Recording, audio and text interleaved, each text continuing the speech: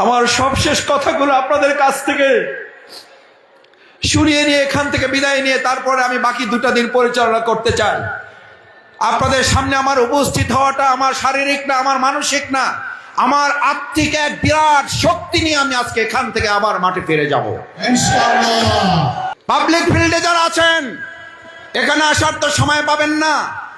দেখে যায়েন চন্দ্রদ্বীপে আমাদের ভাইদের উপরে এক একটা আঘাত, 1,000 মানুষের ভালোবাসা আরো আল্লাহ বৃদ্ধি করে দিয়েছে। আমার গর্ভবতী মায়ের পেটে আপনারা লাথি, আমার মা হয়তো শুয়ে পড়েছে, বাউফলবাসী জেগে উঠেছে, আপনাদের সমস্ত অহংকার ওরকম শুয়ে তছনছ হয়ে যাবে। নিজের বাড়ির পাশে বসে অন্যের সমালোচনা করাটা সুন্দর দেখায় না, কিন্তু নির্বাচনের যেহেতু আজকে শেষ প্রচারণা, সতর্কতার জন্য 2-1টা কথা আপনাদের সামনে বলা প্রয়োজন। প্রাসঙ্গিক কারণে বলছি, এই যে মায়ের পেটে লাথি মারছে তার অনুসারীরা কত ঘৃণ্য হলে সাংবাদিক সম্মেলন করে সাংবাদিকদেরকে জিজ্ঞেস করেছে আপনারা মেডিকেলে গিয়ে চেক করে আসেন যে সে আসলে গর্ভবতী কিনা।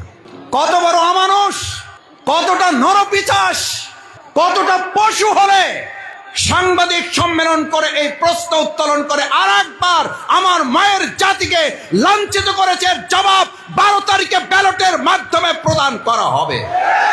আপনাদের এই অগণিত চোখের পানি, এই রক্ত, এই ঘাম, এটা যেন কেউ চিন্তাই করতে না পারে, তার জন্য আজকে নির্বাচনী প্রচার শেষ হবে আর এখন থেকে আপনাদের পাহারাদারি শুরু হবে। তারা পাহাড় সমান ষড়যন্ত্র করবে। আল্লাহ বলেন আমি আসমান সমান কৌশল দিয়ে তাদের প্রত্যেকটা ষড়যন্ত্রের সমুচিত জবাব আমি আল্লাহ দিতে পারি ইনশাআল্লাহ। ভয়ের কোনো কারণ নেই। আল্লাহ তাআলা আমাদের জন্য যা বরাদ্দ কল্যাণকর সেটাই নির্ধারিত করে রেখেছেন, সুতরাং আমরা কোনো কিছুকে পরোয়া করি না। আমার মদনপুরাবাসী, আমার যখন নির্বাচন কমিটির মিটিং হয় আমি অনুরোধ করেছিলাম সবশেষ মিটিংটা আমার মদনপুরায় দেবেন, পাবলিক ফিল্ডে না, হাই স্কুল মাঠে না, কলেজ মাঠে না, কারণ আমি সবশেষ দোয়াটা আমার মদনপুরার কাছ থেকে নিয়ে যেতে চাই। আমার সবশেষ কথাগুলো আপনাদের কাছ থেকে শুনিয়ে নিয়ে এখান থেকে বিদায় নিয়ে তারপরে আমি বাকি 2টা দিন পরিচালনা করতে চাই।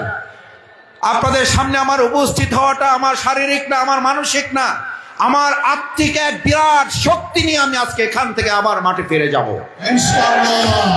আমি সেজন্য এত লোকের উপস্থিতিতে আমি জানি না বাউফলে আমার তো হয়ই নাই, পাবলিক ফিল্ডেও এত লোক হাজির হয়েছে কিনা আমি জানি না। আমরা একটা প্রোগ্রাম করছি, আমাদের ডেকোরেটর জিজ্ঞেস করছে ভাই আর কত পিছাবেন, পিছানোর তো জায়গা নেই। আমি বললাম আরো পিছান, স্টেজ ছোট করেন, জায়গা তো দেওয়া যাবে না। আমরা তো আলহামদুলিল্লাহ জায়গা দিতে পারি নাই। এদিকে কাগজের পোল পর্যন্ত, এদিকে কালাইয়া পর্যন্ত লোক ছিল।